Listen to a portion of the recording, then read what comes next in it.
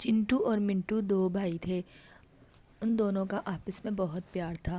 وہ ایک ساتھ اسکول جاتے اور لڑتے جھگڑتے اور ایک ساتھ ہی ٹائم اسپینڈ کرتے۔ دیکھتے ہی دیکھتے وہ دونوں بڑے ہو گئے۔ چنٹو کو شہر کالج میں جا کر پڑھنا پڑا، لیکن منٹو گاؤں میں رہ کر اپنے ماں باپ کی خدمت کرنے لگا۔ دیکھتے ہی دیکھتے وقت گزرتا گیا۔ ان کو بہت زیادہ پریشانیوں اور ٹینشنوں کا سامنا کرنا پڑا، لیکن انہوں نے ہار نہ مانی۔ ان کی دوستی اور گہری ہوتی چلی گئی۔ ان دونوں نے ایک دوسرے کا بہت ساتھ دیا۔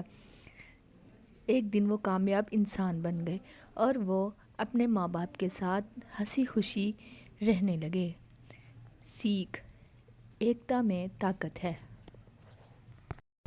السلام علیکم پیارے صارفین، جیسا کہ چھٹیاں بچوں کے لیے تفریح کا وقت ہوتی ہیں، اسی دوران مختلف سرگرمیوں میں مصروف رہتے ہیں۔ اس کہانی میں ہم آپ کو چنٹو اور گڑیا کی چھٹیوں کی دلچسپ کہانی سنائیں گے۔ گڑیا اور چنٹو دو بہن بھائی تھے۔ گڑیا کا نام ایانا اور چنٹو کا نام اشر ہے۔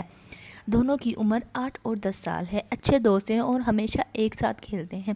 گرمی کی چھٹیاں شروع ہوئی۔ گڑیا اور چنٹو بہت خوش تھے۔ انہوں نے اپنے والدین سے پوچھا کہ ان چھٹیوں میں کیا کریں۔ والدین نے انہیں مختلف سرگرمیوں کا مشورہ دیا: کہانیاں پڑھنا، پینٹنگ کرنا، باغبانی کرنا، نئے کھیل۔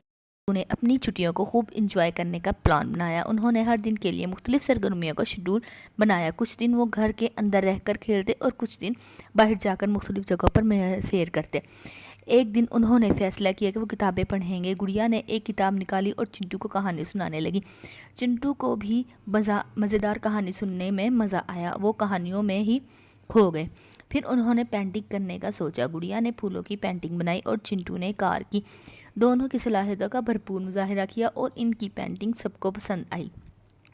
اور پھر انہوں نے والدین سے باغبانی کا سبق لیا۔ انہوں نے اپنے باغیچے میں پھول اور سبزیاں لگائیں۔ دونوں نے مل کر پودوں کی دیکھ بھال کی اور پانی دیا۔ گڑیا اور چنٹو نے نئے کھیل سیکھے۔ انہوں نے کرکٹ اور بیڈمنٹن سیکھا۔ انہوں نے کھیلوں میں خوب دلچسپی دکھائی اور خوب محنت کی۔ گڑیا اور چنٹو نے نہ صرف مختلف سرگرمیاں سیکھیں بلکہ والدین کے ساتھ وقت گزارا۔ ان چھٹیوں میں گڑیا اور چنٹو نے بہت سی نئی چیزیں سیکھیں۔